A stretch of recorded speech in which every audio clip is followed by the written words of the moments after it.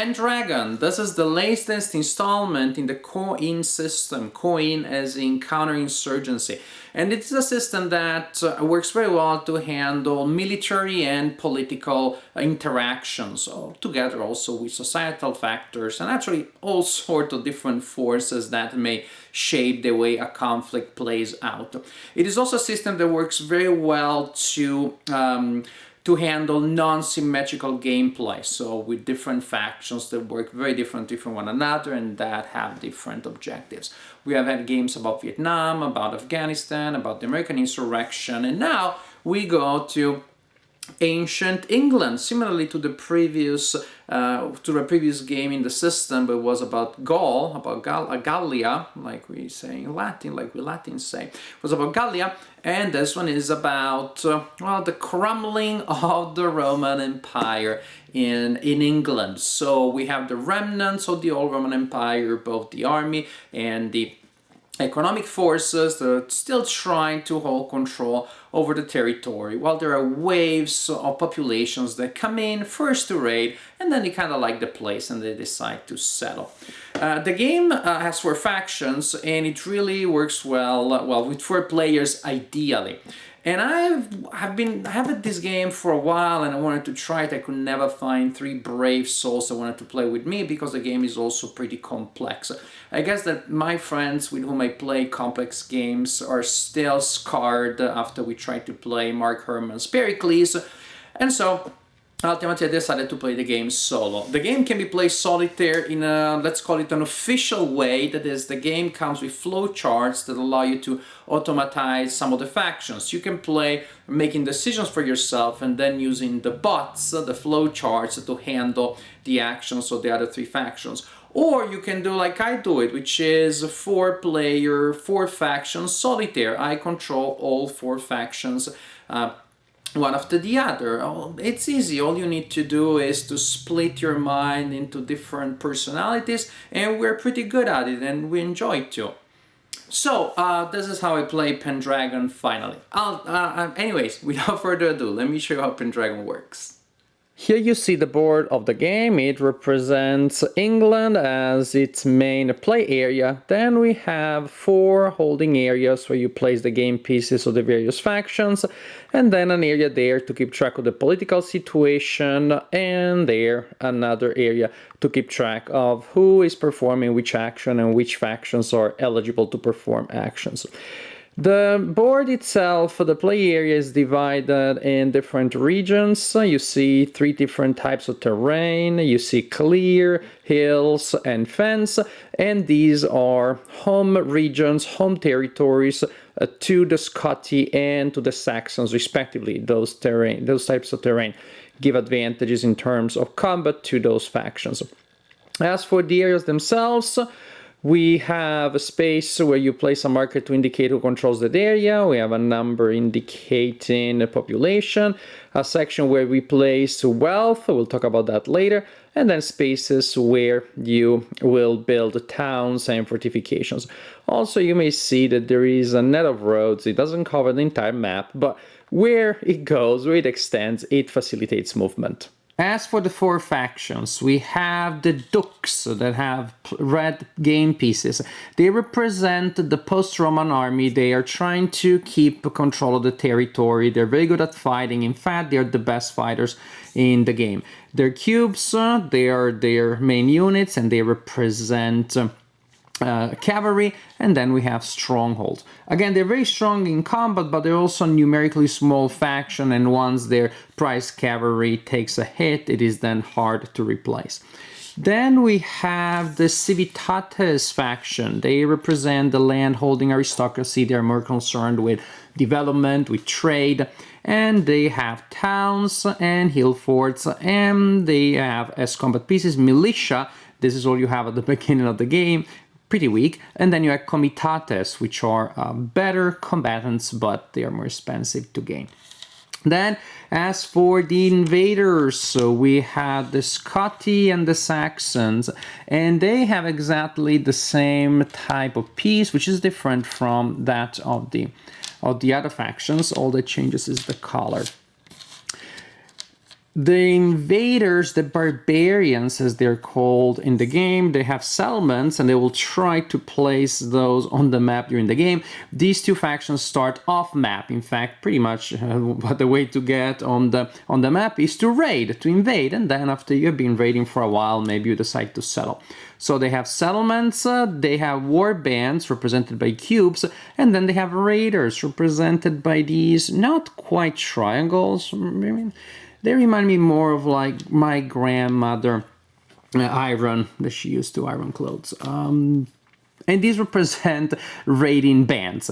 They are mobile. That is what you use when you're attacking from across the ocean, or across the sea, I should say, or when you are descending from Caledonia. The Scot, in fact, will attack from this side of the board, from this coast here, or they will come down from the north, that is from the northern edge of the map, as opposed to the Saxons that will tend to invade from this area here. Another important element in the game is wealth, represented by these golden cubes. You will place gold on the map following certain rules, and these are resources that people can take and actually carry around. For example, when a barbarian party executes a raid, they will land on a coast, or if they're the Scotty, they may come down from the north. And then, as part of the raiding action, they will take a number of wealth present there, equal to either the population or the number of raiding parties, whichever is the lowest. And that's how it works. You actually place them there. You have a little bit of like, you need to do a little bit of that balancing act. And that's how it works. They can move them around, they can transport them, but of course what the invading parties want to do is to bring then the wealth home. So there's an action which is returned that allows you to remove the game pieces and remove the wealth, and then you score the wealth that you were able to get away with. Another important element in the game, sort of kind of like a faction, is the Foederati. The Foederati are basically mercenaries that the dukes or the civitates may hire from the barbarian parties. And so you have Foederati for the civitates and Foederati for the dukes. What happens is that when the Briton factions use specific actions, they can hire the Foederati. They invite barbarians, but now these barbarians are being hired, and so you indicate that by placing those markers on them. It's not incredibly practical, because then when you're trying to move the cube, you're likely to make these things fall. And sometimes you maybe just like this, a group of Foederati. As long as they have that marker there, they act as 100% game pieces of the faction that has hired them. In that case, they are working for the dukes. However, mercenaries are notoriously unstable. There are actions that allow you to switch their allegiance. So from the dukes, they may go to work for the civitates. It's also possible if you don't pay them, then they lose the Foederati status, and now you have these people living there and doing trouble and causing trouble. So a very interesting element here, and because the Foederati are a faction, not exactly a faction, a type of game piece that can constantly switch, and so it will add a lot of uncertainty to the game. During the game, you really get a sense of the decadence of the empire as you update the political status on the board. The game starts under Roman rule, and while it is under Roman rule, they can be at military dominance or civilian dominance. There are game effects that will alter these things. However, as the Briton factions, that is the civitates and the dukes, lose control over the territory, then the political situation gets to autonomy. They're really not as powerful as they used anymore. And autonomy, again, can be civilian or military. It can also be that the situation goes so bad for the parties that originally were on the island that it goes down to fragmentation. And of course, there are different game effects and different things that apply to each of the five situations. Now, as for how the game plays, it's 2018. There have been a lot of games in the coin system. I trust that most people watching my video have played a game of this type, or at least know how it works. Still, I'm gonna really quickly give you a sense of the general engine. What happens here, this is a card-driven game. There is a deck of event cards, and you flip one face up at the beginning of the game and another one on top of the deck face up too, so that people can see what is the next card that is going to be in play. Then players pretty much will resolve this card. Once it's resolved, they will move to the next one, and again, as usual, you get to see the next one. From time to time, you will encounter an epic card. The deck is seated so that they are at different intervals, and then you resolve a scoring round in which you have to do a couple of special things like paying your Foederati, see if you were able to maintain the roads, if you are able to maintain patrol of the seas, etc, etc, etc. And that is also when you check if a player has won. Now, as for resolving the actions, you see those 4 symbols there on top. That indicates the order in which the 4 factions get a chance to act in that phase. So here, for example, the Saxons will get to choose first, and then we have the Civitates, the Scotti, and the Dukes. They all have a marker that goes here, and again, pretty much going in that order. Suppose the beginning of the game, go in that order. The Saxons first will decide what to do.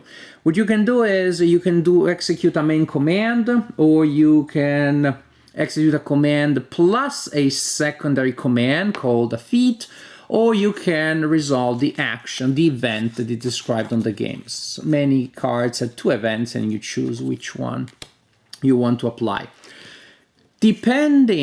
And so the Saxons decide to resolve the event. Depending on what the first player does, the second player that will act is limited in what they can do. So if the first player played an event, the second player can only execute a command. We can execute a command and can add a feat.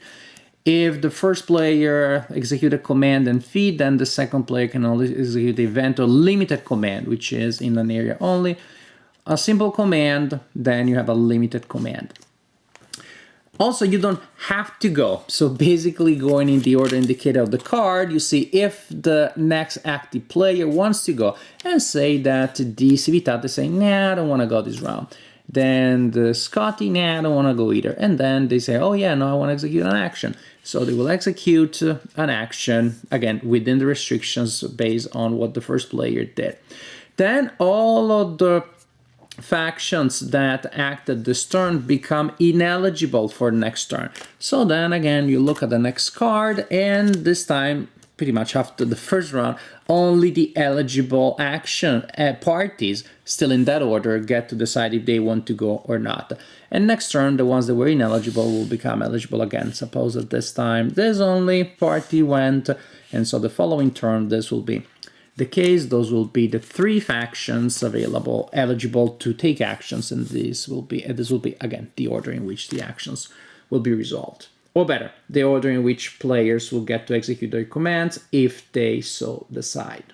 I don't want to give you a full tutorial of what the parties can do, because that would take us a while, but I want to show you the player aid with the actions available to the players and give you a certain sense.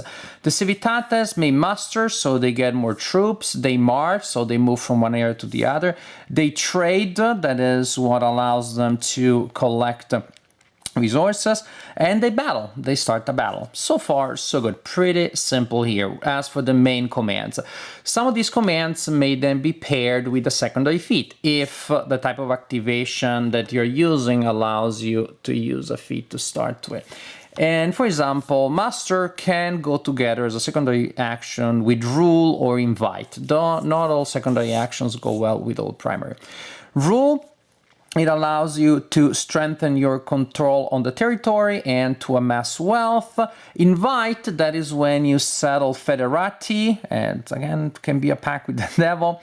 Reinforce is when you add friendly troops to the battle. In fact, it can only follow a battle.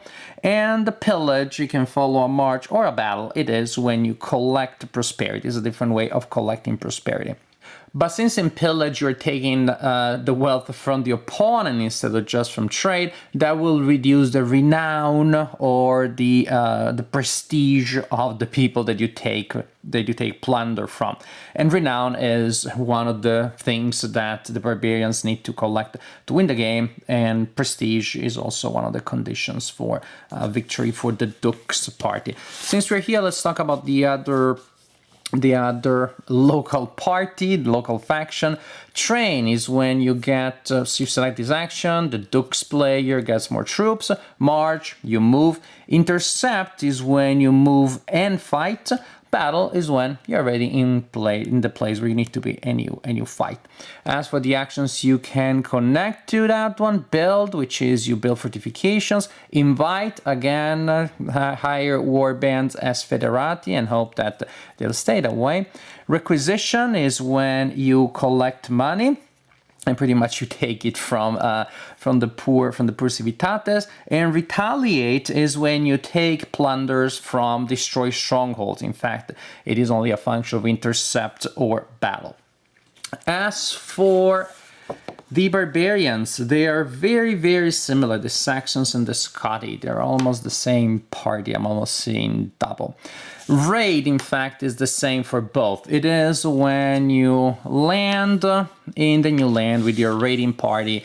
The number of people that you bring there depends on the resources that you spend for that raid, plus if the sea that you are going through, that you're crossing, is patrolled and there are markers to indicate if they are, then your raiders will take losses. So a certain number of raiders will get there, and that is also when, again, you take wealth, you take prosperity from the locals, and that's for raiding.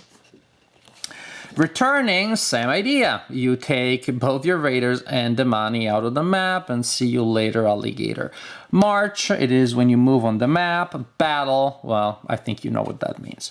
Settling, again, same thing. Surprise, settle, well, I think, again, you figure out what it is when you convert, well, when you get to place war bands on the map. Surprise and surprise, it's a function of raid or battle, gives you an advantage during combat. Ravage, only for the Saxons, it's when you can terrorize the countryside and the Britons' landowners. And ransom, when you get payment from the enemy. Shield wall, it is a function of battle only, and it gives you an advantage there. As opposed to entreat, will allow you to replace civitates, hill fort, and militia with your own settlements, and with your own war bands. So basically, the Saxons are a little more brutal as opposed to the Scotti, a little more willing to deal with the locals and to mix in with them.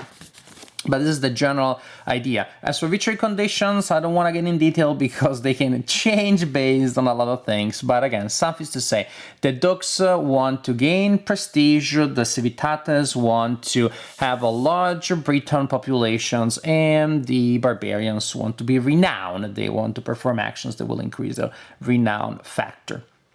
Finally, real quick, the battle. The battle is partially deterministic, meaning when the units get to fight in a battle, they simply inflict a given number of points of damage on the opponent. That is fixed. You don't get to roll dice. If somebody is in there, when it's their turn to strike, they inflict that damage. Warbands inflict a damage of 1, and they can take a damage of 1. Raiders and militias inflict and can take a damage of half. Also, the comitates are like warbands.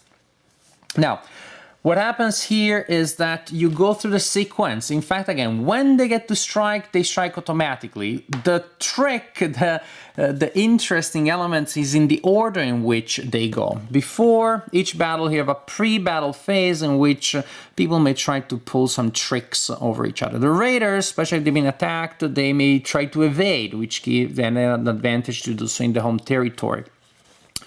And also they may try to ambush. The warbands, the Foederati, Comitatus, and Militia also may try to evade or to ambush. Ambush will give you an advantage later.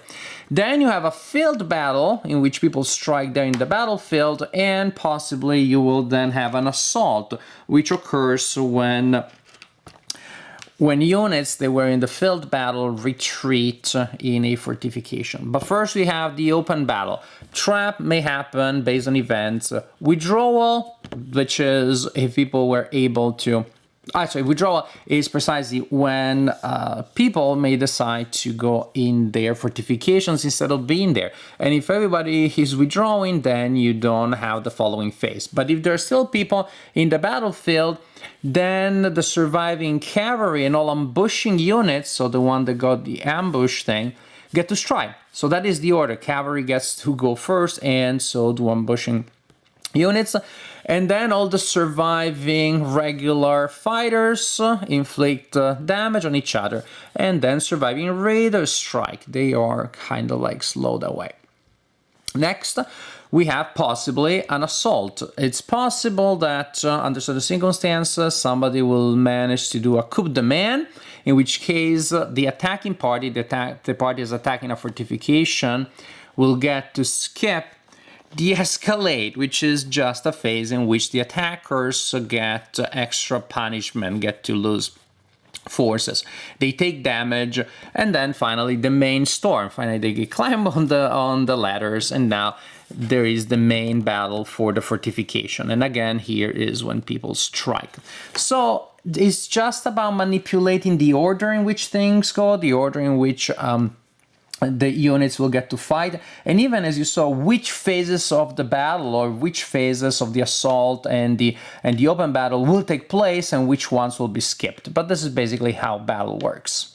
This is a really good game. Actually, let's say it's a great game, but it comes at a price of a really high level of complexity. To me, this is possibly the most complex game in the coin system, maybe up there with some other ones, but definitely in the higher half of the family album, I don't know, but definitely very complex, because what I told you is only part of the general ideas. Of course, all the details of how you handle different situations, how the different political phases from autonomy, fragmentation, they work differently, how you handle different mechanics.